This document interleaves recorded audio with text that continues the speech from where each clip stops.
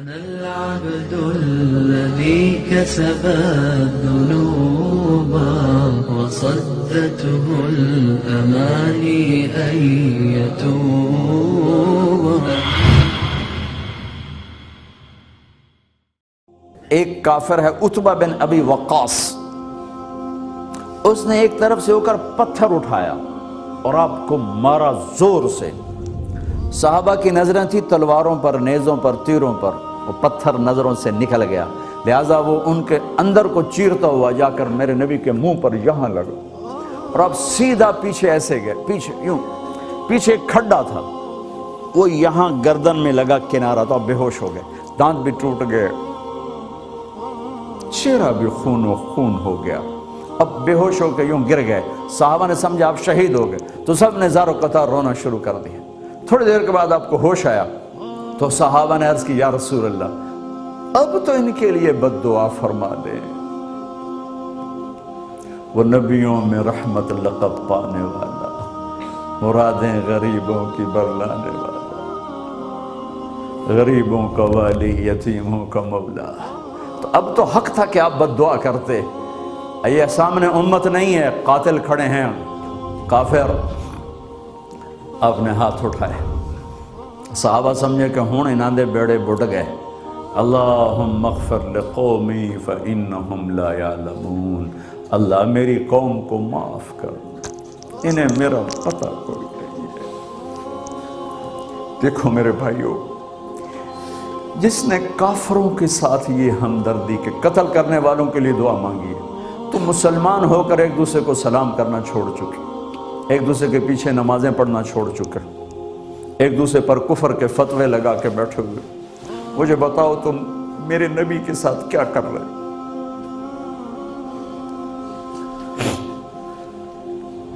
وہ تمہیں فرقوں میں بانٹ کر گئے تھے یا امت بنا کر گئے تھے؟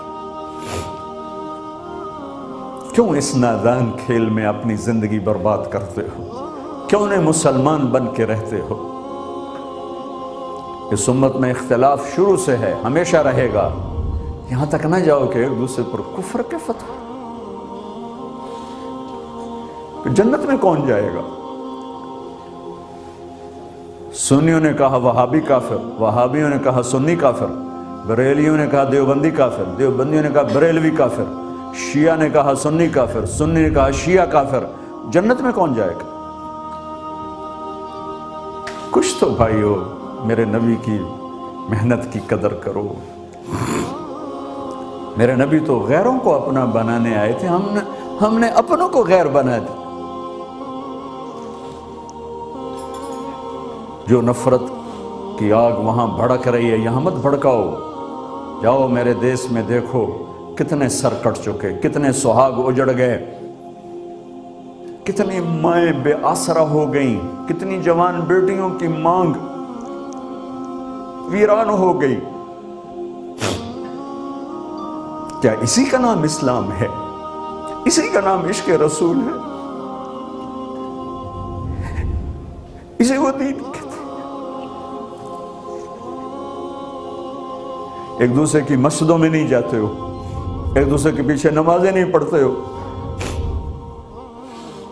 جنت کے ٹھیکیدار بن گئے ہو.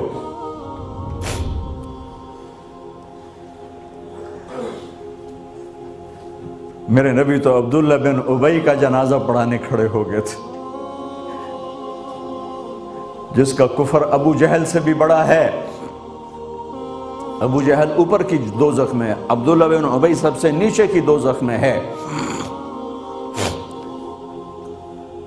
ان کے بیٹے آئے، یا رسول اللہ میرا باپ مر گیا ہے، اپنا کرتا دے دیں گے میں اس کو کفن دے دوں. ہم نے کہا لے لو. کرتا اتار کے دے دیا. اب کہتے ہیں بدبخت منافق دفع ہو جا. دے دی کہ یا رسول اللہ آپ جنازہ پڑھائیں گے؟ کہاں پڑھاؤں گا. باقی منافقوں کا تو کسی کو پتہ نہیں تھا سوائے اللہ کے نبی کے، لیکن عبداللہ بن ابی کا منافق ہونا تو سب کو معلوم تھا. آپ جنازے کے لیے عمر سامنے آ گئے، یا رسول اللہ یہ کون ہے؟ کہ مجھے پتہ ہے کون ہے. تو آپ اس کا جنازہ کیوں پڑھا؟ کہ شاید اللہ معاف کر. کہ عمر پیچھے ہٹ جا، مجھے پتہ ہے یہ کون. میرے اللہ نے کہا ہے تو ان کے لیے دعا کر یا نہ کر، میں معاف نہیں کروں گا، میں کرتا ہوں شاید اللہ معاف کر دے۔ پھر فرمایا کہ میرے اللہ نے کہا اگر تو 70 دفعہ بھی ان کے لیے دعا کر تو میں معاف نہیں کروں گا۔ اگر میرا اللہ کہتا اے میرے محبوب اگر آپ 70 دفعہ اس کے لیے دعا کریں گے تو میں معاف کر دوں گا، تو میں اس کم بخت کا 70 دفعہ جنازہ پڑھا دیتا۔ مجھے بتاؤ تم کہاں سے یہ دین لے کر آئے ہو جس میں تم فرقوں میں بٹ گئے ہو، نفرتوں کی آگ تم نے لگا دی ہے، یہ کہاں سے اسلام آیا ہے؟ میں تمہیں اللہ اس کے رسول کا واسطہ دیتا ہوں، امت بن کے رہو، مسلم بن کے رہو، کوئی گنجائش نہیں، اپنے اپنے عقیدے پر پکے رہو، دوسرے کے لیے گنجائش رکھو۔ کیوں اس قدر ظلم و ستم ڈھائے ہوئے ہیں؟ میں نیا تبلیغ میں گیا، کالج سے نکلا، ہماری جماعت ایک گاؤں میں گئی، ایک مسجد میں، تو امام صاحب آئے، ہمیں ماں بہن کی گالیاں دی اور ہمارے بستر اٹھا کے باہر مسجد دھوو، کتے اندر واڑائے۔ میں حیران پریشان، میں تو کوئی نہیں جانتا تھا کہ مذہب کیا ہوتا ہے، فرقے کیا ہوتا ہے، میں تو کالج میں گانے والا تھا، ناچنے والا تھا، جنید جمشید کی طرح، مجھے تو دین کا پتہ تبلیغ سے پتہ چلا۔ میں حیران پریشان کہ یہ مولانا صاحب کہہ رہے ہیں کہ یہ گستاخ رسول ہیں، اور مسجد دھو دو باہر کھڑے ہو، یہ مسجد میں کھڑے ہو کر ماں کی گالی دے رہے ہیں، بہن کی گالی دے رہے ہیں، تو پھر معیار دین کیا ہے؟ اتنی نفرت،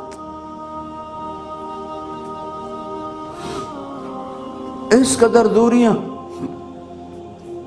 اگر ہم کافر تھے تو ہمیں گلے سے لگاتے، ہمارے نبی کی طرح ہمیں کھانے کھلاتے، ہمیں پانی پلاتے، پھر ہمیں بات سمجھاتے، لیکن ماں بہن کی گالیاں، مسجد میں کھڑے ہو کر، امام مسجد۔